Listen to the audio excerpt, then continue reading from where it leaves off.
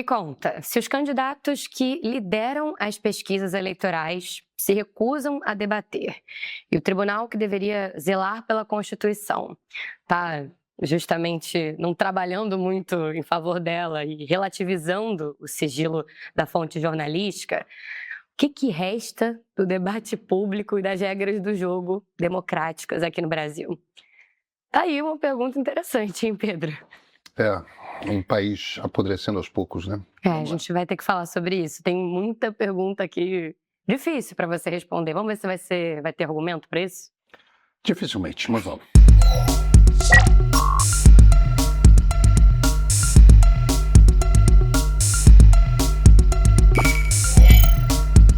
Pedro, eu vou começar com a mensagem do Gleiton, que ele fala assim: Ciro Gomes, líder em todas as pesquisas para o governo do Ceará, foi ao debate da Band.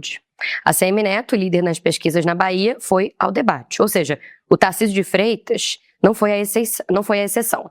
Ele não foi o único que respeitou o eleitor do seu estado e estragou o argumento dos que faltaram. Que bom. É por aí? Não, claro, eu acho que candidatos nem que debate. Sabe, não é porque você está na frente das pesquisas que você não deve ao eleitorado se apresentar para esse teste. Seus adversários devem testar seus argumentos. É assim que democracias devem funcionar. Pedro, deixa eu aproveitar então, já embalar aqui com a pergunta da Lexa Blagos. Ela diz assim: seria muito bacana se de alguma forma o Tribunal Superior Eleitoral obrigasse o debate entre os candidatos sob pena de desclassificação. O que você acha disso?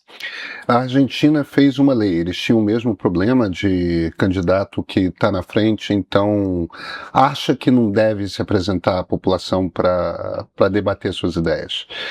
E o que os argentinos fizeram foi uma lei. E o que a lei estabelece é o seguinte: o candidato que não vai a debate, você tem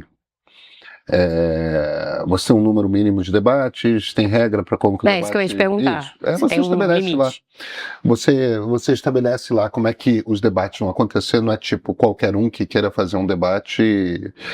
Não, você tem uma regra. Nos Estados Unidos, por exemplo, as emissoras todas de televisão fazem um pool. E aí tem 3 debates na eleição. O primeiro é a emissora X, o segundo é Y, a terceira, e aí vão se alternando. A gente teria que ter algum tipo de acordo a respeito de como que os debates acontecem. Mas a partir do momento que existe esse acordo, na Argentina o que eles decidiram fazer é: o candidato que falta o debate perde o tempo gratuito na televisão. Perfeito. Pedro, vou seguir aqui com o questionamento do Mauro Fernandes. Ele diz assim: Pedro Doria, eu discordo de você. Antigamente, os debates políticos não eram marcados por tanta agressão. Hoje, o presidente Lula, prestes a completar 81 anos, se não me engano agora em outubro, não deveria ter que se sujeitar aos ataques e à baixeza da direita, representada por figuras como Flávio Bolsonaro. Além disso, não podemos esquecer que nas eleições passadas ele chegou a receber ameaças devido ao clima hostil e acirrado das disputas. Claramente um eleitor de esquerda, né? Ele acha que o presidente não deve se apresentar perante o povo brasileiro para defender as suas ideias e ser questionado a respeito das suas ideias pelos seus adversários, porque ele está disputando a cadeira, que o presidente não deve ouvir, ele deve sim. A gente, veja, não importa se o candidato é de esquerda ou de direita, não importa se o eleitor é de esquerda ou de direita, políticos que estão disputando um cargo estão a serviço de nós. Eles têm de ser testados. Eles têm de ser testados de muitas maneiras. Uma das maneiras que a gente estabeleceu para fazer esses testes é através de debates presidenciais. Alguns vão ser agressivos? Vão. Evidentemente, a gente tem que contornar para maluquices no estilo Pablo Marçal não aconteçam, entendeu? Ou então da Atena, né? Que aliás é do lado... o gesto mais agressivo que já ocorreu num debate é de alguém que apoia o presidente Lula, que foi a cadeirada. É inesquecível. É claro que a gente tem que ter preocupações com segurança. Então, se é preciso parafusar a cadeira no chão, aparafusa-se cadeira no chão. Se é preciso ter raio-x para que a arma não entre, tem raio-x para que a arma não entre. Você organiza a coisa para que violência não aconteça. Agora, você achar que o presidente não precisa se sujeitar a um debate? Desculpa, eu acho que esse comentarista não entendeu uma das ideias essenciais por trás de democracia. Nós que não temos que nos sujeitar à ausência do candidato no debate. Isso é obrigação, cara. Olá, Pedro, eu vou partir agora para o outro ponto de partida, que justamente você traz essa questão complexa do posicionamento do ministro Alexandre de Moraes com relação à situação do Flávio Dino lá no Ceará. Bom, no Maranhão, perdão, troquei o estado. O Fabrício, ele diz assim: esse final do vídeo me pegou. Golpe de Estado não precisa de exército na rua, pode ser feito dentro das regras. E o sentimento de que o sistema não representa a população? Creio que já é bem real. A minha pergunta aqui é o seguinte: o que dá para fazer? Não me parece que dentro das regras atuais exista muito o que fazer. Quem tem essa visão tende a ir pelo caminho de quem fala que vai peitar o sistema ou não. Isso não faz o buraco da situação só aumentar? Todo mundo que diz que vai peitar o sistema, o nome desse sistema é democracia. Quer dizer, o peitar o sistema, você já começa imediatamente a suspeitar de alguém que quer reverter a democracia, que é a implantação de outro regime. Agora, democracias acabam também por corrupção dos atores da democracia. Então, se tem uma hora que todos os atores no Congresso, no Supremo, ou mesmo na presidência, começam a agir sempre em seu benefício, assim, na presidência, o Jair Bolsonaro que se vira e fala: não, eu quero escolher delegado da Polícia Federal que vai proteger a mim, meus filhos e meus aliados. Isso é um presidente agindo contra o sistema, agindo contra a democracia, usando o Estado em seu benefício pessoal. Ou então você pega um ministro do Supremo protegendo o outro e violando garantias constitucionais para proteger outro ministro do Supremo. Cara, nós temos um problema. Se os ministros começam, o ministro Toffoli, por exemplo, não vamos falar ministro Alexandre, o ministro Toffoli, começando a atrapalhar a investigação de Daniel Vorcaro, que era seu sócio. Entende como a gente tem um problema numa situação dessas? Ou então uma disputa do presidente da República com o presidente do Senado por quem que vai indicar um ministro do Supremo que o proteja, que foi o que aconteceu entre o presidente Lula e o presidente Davi Alcolumbre do Senado. Quer dizer, quando a gente começa a ver deputados e presidentes de partido escolhendo distribuição de verbas de acordo com o seu benefício eleitoral nas emendas, a gente vê um sistema democrático que está se corrompendo e apodrecendo por dentro, e isso começa a gerar na sociedade uma insatisfação, que a sociedade começa a procurar justamente quem vai peitar o sistema. Então, parte do processo de defesa da democracia não é apenas a defesa do regime, é a defesa também do regime daquelas pessoas que estão dentro dele, que estão revertendo processos de institucionalização, de dependência. A gente acaba de ter a ANPD, por exemplo, que é uma agência reguladora independente, que foi pressionada pela primeira-dama a tomar uma determinada decisão a respeito de uma determinada plataforma. Entende? Um regime deveria ser impessoal. E para a sociedade está se tornando óbvio que ele não é mais impessoal, que agora é uma coisa de a vontade dos governantes, muitas vezes em seu benefício, é o que determina como as coisas funcionam. Cara, um sistema desses não dura. com o tempo.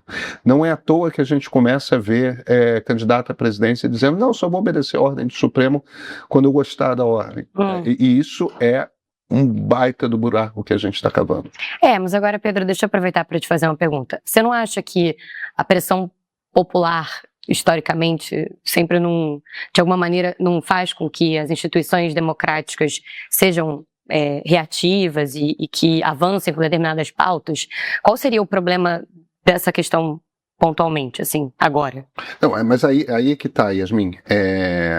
A gente desenha a democracia de forma que tenham estruturas que estejam sujeitas à pressão popular e estruturas que não estejam sujeitas à pressão popular.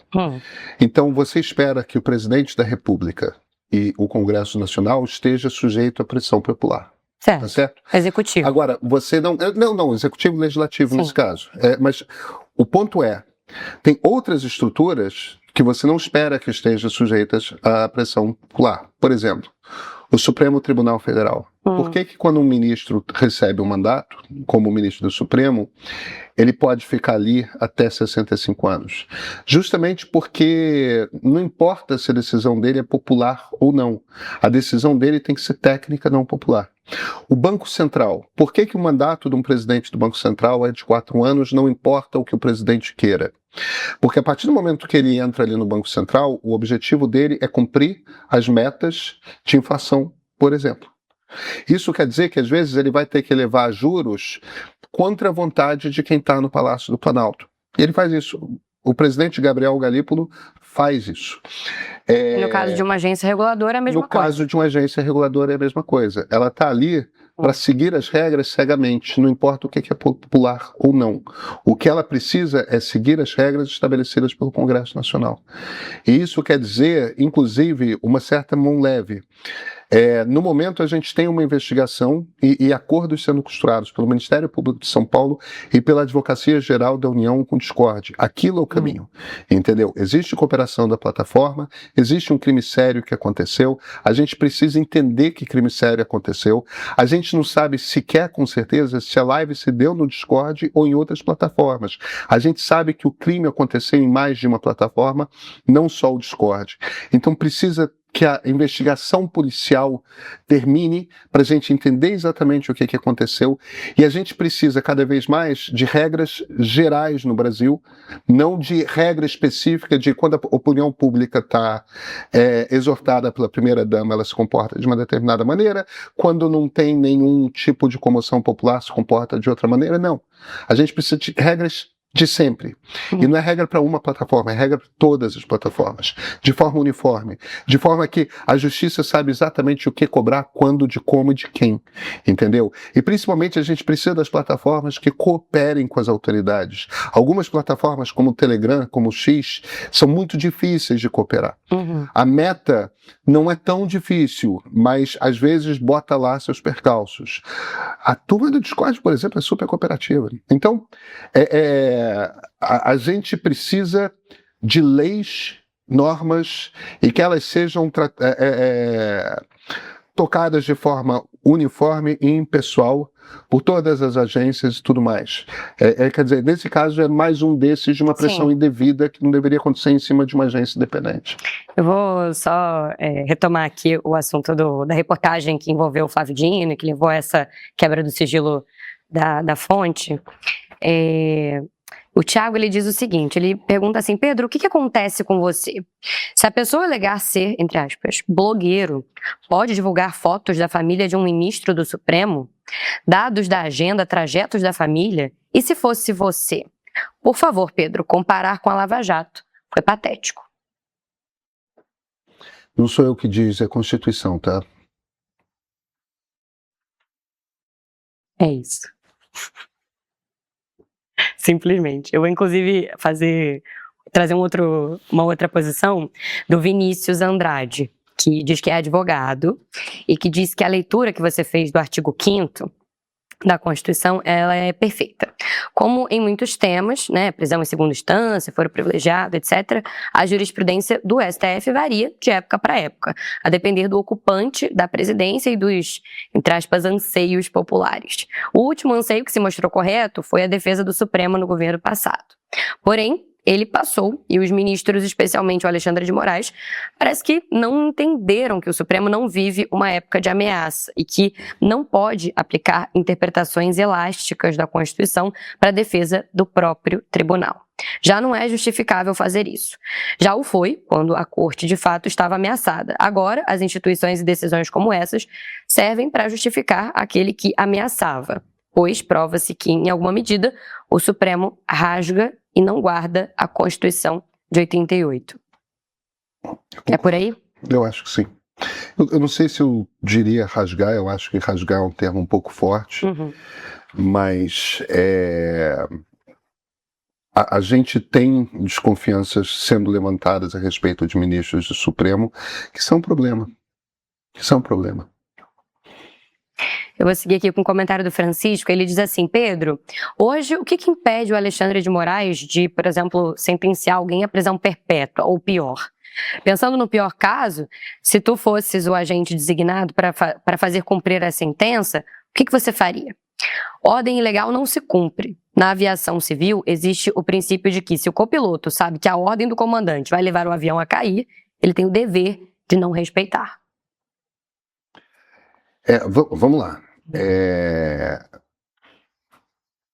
No ambiente militar, e é de onde vem a questão da avião civil, ordem ilegal não se cumpre.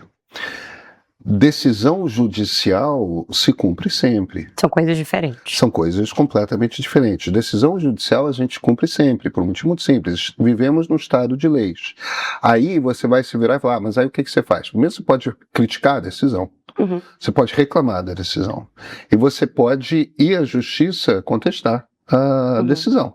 Recorrer. Exatamente. Você pode fazer recursos até um determinado ponto. Uma decisão monocrática de um ministro do Supremo pode ser questionada dentro do próprio Supremo. E quando o Supremo dá a sua decisão final e não há mais nenhum recurso, a frase do Rui Barbosa era: alguém tem de errar por último, e esse é o Supremo. Então, se o Supremo toma uma decisão com a qual você não concorda, obedecer essa decisão não é uma escolha. Por quê? Porque a gente vive num Estado democrático de direito.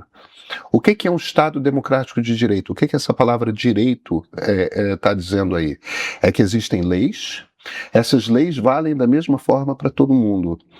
Eu não acho que o ministro Alexandre jamais condenaria alguém à prisão perpétua. Por quê? Porque não existe a possibilidade de essa lei ser cumprida.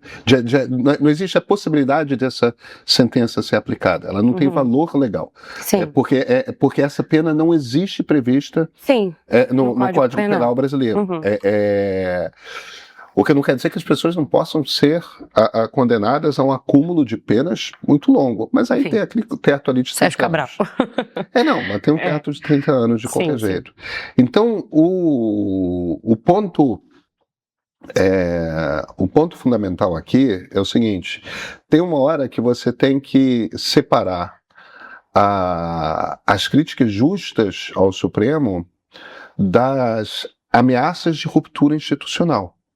Você dizer que você não vai obedecer uma decisão da justiça é você dizer que você não reconhece mais o Estado de leis. Você é uma pessoa fora da lei. Você é literalmente uma pessoa fora da lei. Portanto, antidemocrático. Portanto, antidemocrático. Obedecer ordem judicial não é uma escolha que se apresente para qualquer cidadão brasileiro. Não importa se somos eu ou você, não importa se é nosso eleitor, não importa se é o presidente da República. Esta não é uma escolha que se apresenta. Ordem judicial se cumpre. Perfeito.